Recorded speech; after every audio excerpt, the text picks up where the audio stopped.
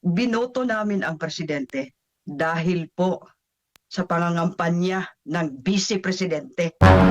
Kaya siya nanalo dito. No, I'm referring sa France.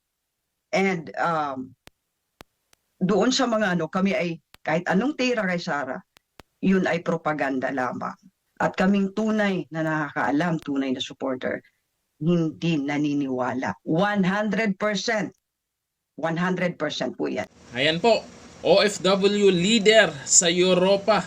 Inamin na binoto nila si PBBM ng dahil kay Vice President Sara Duterte. Ibig sabihin po niyan, talagang supporter po sila ni Vice President Sara Duterte. Siyempre, ang Vice President po ay pinopromote si Pangulong Bongbong Marcos. At ayan po yung dahilan nila ngayon kaya binoto nila. Ngayon, nangyari, ba't sila nagsasalita ng ganyan? Dahil po, unang-una, anong nangyari po kay Vice President Sara Duterte ngayon?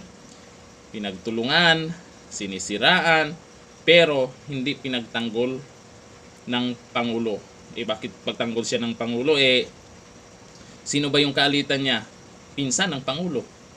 Di ba? Pinsan ng Pangulo. Kaya naniniwala tuloy sila na weak leader daw si Pangulong Bongbong Marcos. Pero maraming nagawa po si Pangulong Bongbong Marcos kahit papano.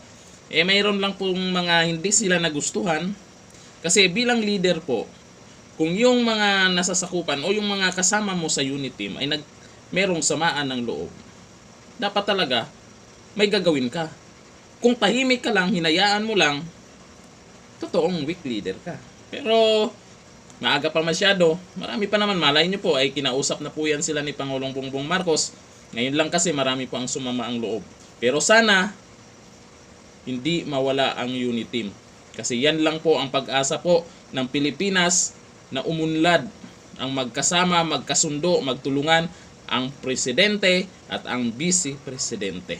Kayo po, anong dahilan nyo kung bakit nyo binoto pala si Pangulong Bongbong Marcos? Dahil ba kay Raul Manuel? Dahil ba kay Romualdez? Comment down below. Hanggang dito na lang. Thank you. Bye-bye.